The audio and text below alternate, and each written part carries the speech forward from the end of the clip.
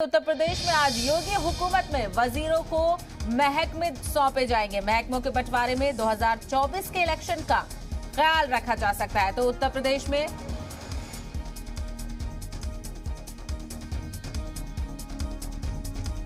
तो आपको बता दें, आज योगी हुकूमत में वजीरों को महकमे सौंपे जा सकते हैं। इस वक्त का बड़ा अपडेट आपको उत्तर प्रदेश हुकूमत के हवाले से बता रहे हैं। असेंबली इंतखाबात में तारीखी जीत के बाद बीजेपी की तमाम तर सरगर्मियां उरूज पर है। तमाम तर तैयारियां की जा रही हैं। हलफ बर्दारी तकरीब के बाद अब वजीरों के महकमों को फाइनल किया जा रहा है। आपको बता दें, आज कहा जा रहा है कि योगी हुकूमत वजीरों को महकमे सौंप सकती है। तो महकमों के बंटवारों में बड़ा जो लक्ष्य है वो आपको बता दें, 2024 के इलेक्शन को मद्देनजर रखते हुए महकमों का इंतखाब किया जा रहा है।